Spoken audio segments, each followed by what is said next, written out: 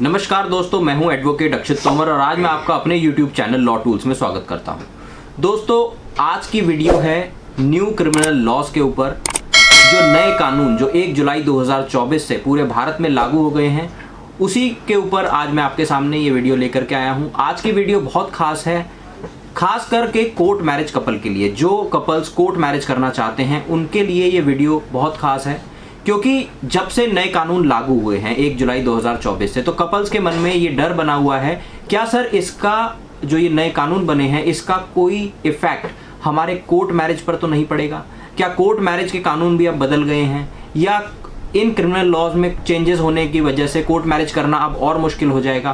तो इन्हीं सभी कन्फ्यूजन्स को दूर करने के लिए आपके लिए मैंने ये वीडियो तैयार किया है। उम्मीद करता हूँ आपको कोर्ट मैरिज से संबंधित इन कानूनों में क्या क्या बदलाव आए हैं और इन कानूनों का क्या असर कोर्ट मैरिज पर पड़ेगा, ये कन्फ्यूज़न आपके इस वीडियो को अंत तक देखने से सभी दूर हो जाएंगे। तो वीडियो को अंत तक देखिएगा, और अगर आपको वीडियो अच्छा लगता है तो चैनल को लाइक करिए, सब्सक्राइब करिए। तो दोस्तों, कोर्ट मैरिज की जब हम बात करते हैं तो कोर्ट मैरिज करने के लिए जो कानून हैं वो अलग हैं, जैसे स्पेशल मैरिज एक्ट है, कंपलसरी मैरिज एक्ट है, हिंदू मैरिज एक्ट है। लेकिन जो नए कानून आए हैं जिनमें बदलाव हुआ है वो कोर्ट मैरिज के कानून नहीं हैं।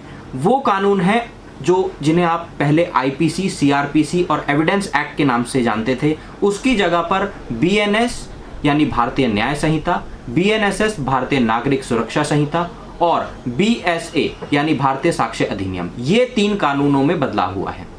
लेकिन इन कानूनों में बदलाव होने की वजह से एक जो असर है, जो बहुत ही भयानक असर भी आप उसे कह सकते हैं, वो कोर्ट मैरिज कपल्स पर जरूर पड़ेगा। पहले क्या होता था, अगर कोई किसी से झूठ बोलकर शादी कर लेता था या किसी से झूठा वादा करके शादी का फिजिकल रिलेशन बना लेता था, दोनों रिलेशन में हैं, शादी नहीं हुई है और ये वादा किया कि मैं आपसे शादी करूंगा, और इस बीच उन दोनों के बीच में फिजिकल रिलेशन मेंटेन हो जाता था, तो ऐसे कंडीशन में लड़की 376 में एफआईआर लॉन्च कराती थी, जिसके बाद जिसको प्रूव करना बहुत मुश्किल होता था कि क्योंकि उसमें लड़की की कंसेंट होती थी। वहाँ यही हो जाता था कि लड़की की कंसेंट थी, ये कंसेंशुअल सेक्स था, और कंसेंशुअल सेक्सुअल इंटरकोर्स की वजह से उसमें जो है लड़की का जो पक्ष है वो इतना मजबूत नहीं रहता था। लेकिन जो ये नए कानून आए हैं इसमें बीएनएस भारतीय न्याय संहिता में एक सेक्शन जोड़ा गया है, जो है सेक्शन 69 ऑफ भारतीय न्याय संहिता, जिसमें ये साफ कहा है, अगर आपने किसी को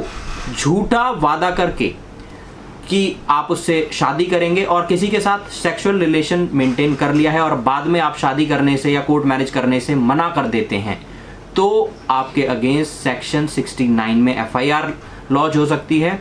और अगर आपने अपनी आइडेंटिटी छुपाकर कि आप किस रिलीजन से बिलोंग करते हैं, किस धर्म से आप बिलोंग करते हैं, इस आइडेंटिटी को छुपाकर आपने किसी से शादी कर ली है, तो भी आपके अगेंस्ट सेक्शन 69 में एफआईआर लॉन्च होगी। और सेक्शन 69 में जो प्रोविजन है उसमें आपको 1 से 10 साल तक की सजा हो सकती है। ये केस टू केस डिपेंड करेगा। तो ध्यान रखें, अगर आप किसी से कोर्ट मैरिज करना चाहते हैं तो अपनी सही आइडेंटिटी बताकर ही कोर्ट मैरिज करें, नहीं तो आपको जेल भी जाना पड़ सकता है, क्योंकि अब नए कानूनों में सेक्शन 69 में ये प्रोविजन हो गया है कि अगर आप इस तरीके से झूठा झांसा दे करके किसी से रिलेशन मेंटेन करते हैं और बाद में आप शादी करने से मुकर जाते हैं, तो आपके अगेंस्ट एफआईआर लॉन्च होगी। और इस सेक्शन में आपको बेल भी आसानी से नहीं मिलेगी। तो उम्मीद करता हूं आपको इस सेक्शन की सीरियसनेस का पता चल गया होगा।